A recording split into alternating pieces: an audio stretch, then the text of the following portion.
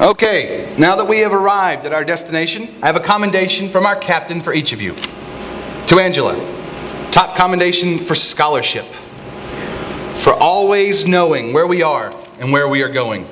To Cole, the top commendation for discipleship, for always keeping us on course.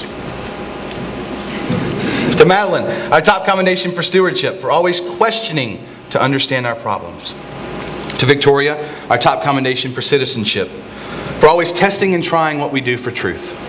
And to Noah, our top commendation for leadership, for always making sure we understand what we do and why. Thank you all for your service on this voyage. Each of you has now earned the rank of first mate, which allows you to serve others as I have served you, on your own ship, with your own crew, and pursuing your own mission as the captain commands. Godspeed to you all. In the end, what is necessary? Do we really need all this stuff for the ship to work? Do we need the maps and the compass and the sails and the rudders? You know, it's possible to have a whole ship without a map, a compass, or a crew. Those things are extras, and a ship is still a ship without them. But you know what? A ship like that isn't going anywhere. That's a ship for a museum. We aren't building ships to be viewed in pristine environments where nothing bad ever happens. We are creating ships to sail on the ocean, to cut a path through the water towards whatever destination the captain has in mind. And there will be storms, but we want ships that will not just survive, but thrive during these storms. And to do that, it takes all the parts I've touched on here tonight working together. If even one of those pieces of the ship is not working, then the ship is not going to sail as it was designed to. Without the map, the ship can still sail, but there's no way for it to know where it has been, where it is going, or what is around it. The same can be said for our graduates. Without the map of scholarship, without academics, they have no idea where they are, where they've been, or where they're going.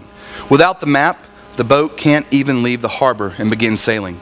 Without academics, without the tools they receive here in order to interact with information, tools such as Latin, logic, rhetoric, graduates are not as prepared as they could be to enter into the world on their own. They are a ship without a map. Similarly, without the compass, the ship can still sail. There could even be a map and a destination. However, this does not mean the ship is going in the right direction.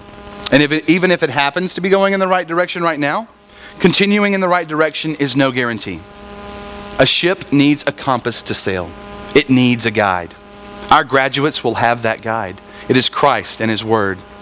They will know He is truly the center of everything, their compass, always guiding them in the right direction.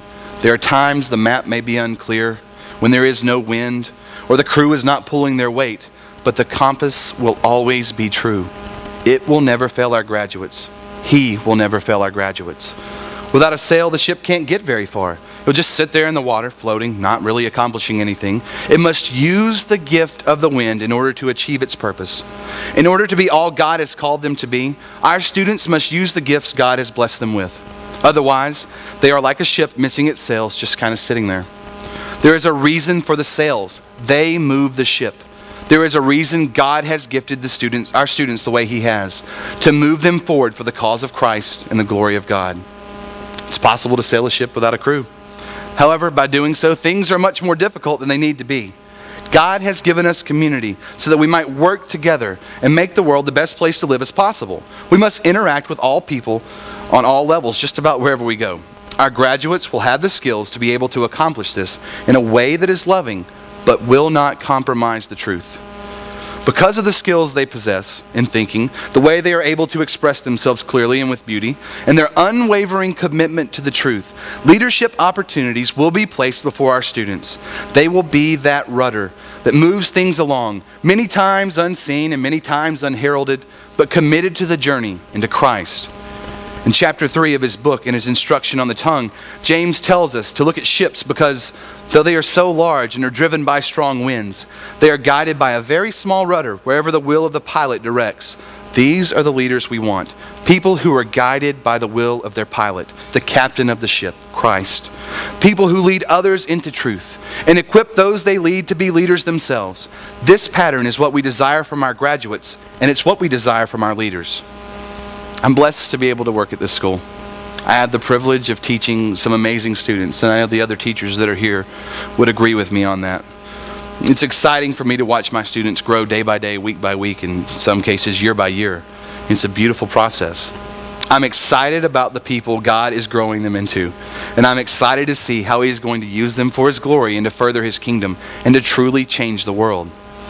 The classical and Christ-centered system here at Orchard Hills Academy is aimed at educating the entire person, body, mind, and spirit.